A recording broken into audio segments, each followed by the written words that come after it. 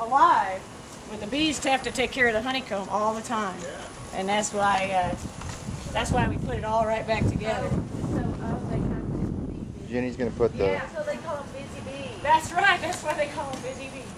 her combs together for the bees because she got the queen in her withdrawal when she was pulling them out of their home up in the eaves. So they're all very calm. Business as usual. Business as usual. Business. Alright, that makes the job a lot easier. We'll still have to take some more bees out so that they can go home with Mom. Right, everybody together. Boy, these came out great. See, they didn't get hurt at all. They are the ones that That's the brood? Yeah, this is the brood and the grubs. They're growing. Those grubs would die right away. They start wiggling out of the honeycomb immediately when they're away from the bees. When they're away from their bees? Yeah, so you gotta get them back together. That's why I try to see if I've got the queen. Then I can stop and take a break and do this and keep everything alive. And I get so much better success doing it this way. Live on the spot, so to speak, rather than later, huh? Right. Oh, I used to take everything home and put it together, and I thought I was doing fine because half of them would stay, but I had no idea I could do this and then they all would stay. Okay.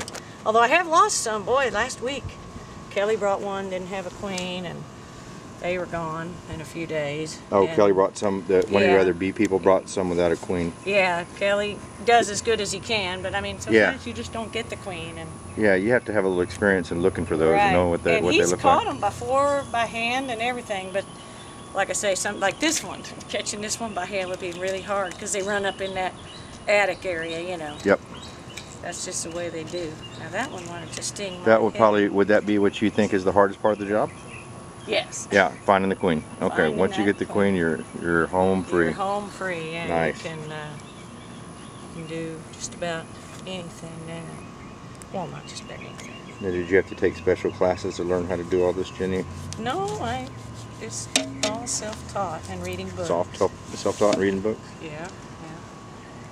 Some really neat books that I wish I had still. I loaned them to people in the bee club. Oh, yeah? Guess what? I never got them back. What's your bee club again? The Harris County Beekeepers Association. Got it. Now there is a Houston one too. It's funny though when you're Harris in the County and then Houston. Yeah, when you're at the Harris County Club, they say, "Oh, those Houston Club people, they're all hoity-toity, you know. We're more informal." But they have all their, you know, it's come to order, the guy with the gavel, and all of that. But they do, after the end of the meeting, everybody stands around and helps put away the chairs because it meets in a Pasadena Convention Center or like a fire station or some rec center thing where you got to put all your stuff away. Sure. Nice of them to loan it to you. And everybody gets together and talks and visits, you know. What's the demographic of a beekeeper? What's the average beekeeper You know, like? when I first started, it was mostly these older guys, like me? Retired, no, even older, like retired older guys. And some young people too, but nowadays it's, I'd say, more young people than... That's amazing, isn't it? Yeah, it is, because when I first started, it was like, golly, just a bunch of old guys. But the nicest one, he just recently passed away this year, one of the nicest ones. I knew when I went to the first bee meeting I went to, it used to be in the Pasadena Mall there, and there was a Chick-fil-A, and it was by the food court, in some room off of the food court, and there was some guy sitting in the food court writing in this little notebook, and he had these big thick glasses, and he was just like this really friendly looking roly-poly old guy, you know, and I thought, I bet you he's in the bee club. Sure enough, the first one to come up and shook my hand, Harry was his name. Nicest guy, and he was like the photographer and the news gatherer and everything for the club. He went to all the big bee meetings everywhere. Super nice ambassador for the bees, and he always liked, he's like, oh, look, here's Jennifer, our bee person, you know, real nice to me. What's the name of your website again? TheBeeWrangler.com. BeeWrangler.com? The Bee Wrangler. Because there is a Bee Wrangler, Mark Sopko, in New Jersey. Yep, okay. He's not me. But average how would you find you on Facebook? Oh, well, it's just Jennifer Scott on Facebook. Okay. You know, I should do it, the Bee Wrangler Facebook page. But then I trust that you will find it.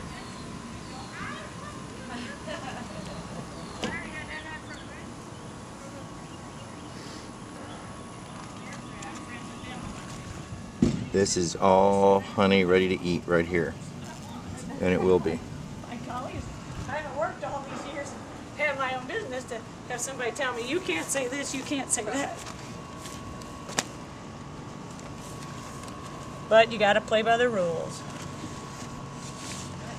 So they'll just start building onto there? They will. They'll fill in everywhere that's not honeycomb. They'll fill the rest of the way with wax, and then babies and everything. And they'll go in with, this is the size of a deep brood box. It's a big square box. Yeah. I also have these small frames too, because I never know how big the honeycomb's going to be. Sometimes I start them in this size box called a super, which goes on top of the deep box, and that's where they put the honey usually. So these are going to get super frames and deep frames all together in one deep box. But what they do with these super frames, they just build a honeycomb right on the bottom of the frame and fill out the rest of the way with, yeah, their own honeycomb. They're not picky about, just so I put them back. Yeah. And when I do it this way, they don't lose a whole lot of. See, all these babies, you know, when they're going to hatch, that's like how they continue on in the season and then keep gathering nectar. If they lost this whole generation, it would really set them back. Oh, wow. And it gives them a reason to stay in their hive, too. Yeah. See, this came out real good. That's a nice, pretty piece. Full of brood. Huh? Actually, though, I think this is the one I said fell upside down. So it really should go this way. So you think that's important too? See The how, direction that. see how it has this fuzz on it? Yeah. On this part, it was like it had got hot on some of that honeycomb, and some had melted and fell to the bottom of the cavity and got the insulation on it, which is in the bottom of the cavity. Yeah. So yeah, that's important to them because they have an up or down. Isn't that interesting? Yeah, and they know. It's supposed to be. They angle the honeycomb so that it's up on the edges. So when they put honey in, nectar in, it won't just run out. Yeah. So it's all angled. So you should be able to cut it on there and look at it and say, okay, it goes this way up. I see. Yeah. But so it was if it's in the cavity like this. Yep. It had fallen down, and they just rounded off the top of it, and then and messed with the bottom, and like made it like this. See, it was on the insulation and the fuzz. So it had gotten hot in there somehow.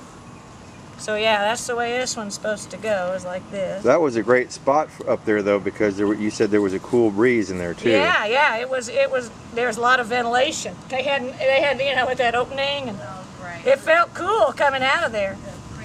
Yeah, they're like, oh, look at this great place. Well, and they ventilate it, they do their own air conditioning. They put water in these cells. With the ones that don't have nectar, they make a whole bunch more.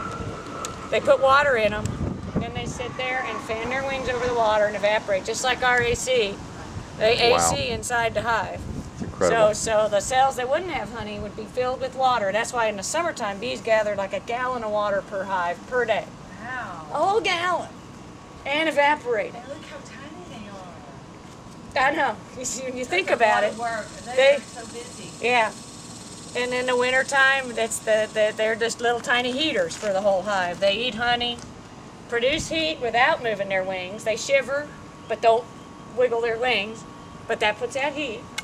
And then they keep their brood nest always warm. It never goes below 65. And in the very center where they're raising babies, it's the 98.6, just like our body temperature. Yeah. But in the winter, they only raise them in one little spot, like this, right in the center where the queen is. Yeah. But she keeps laying she might quit right around like the January 1st, very beginning of the new year. She slows down egg laying, but then as soon as the first of the new year, she'll start up again. So that by the time it gets warm enough for them to get out flying, they've got lots of young new bees that can go out and get whatever's blooming. Yeah, the workers. Yeah.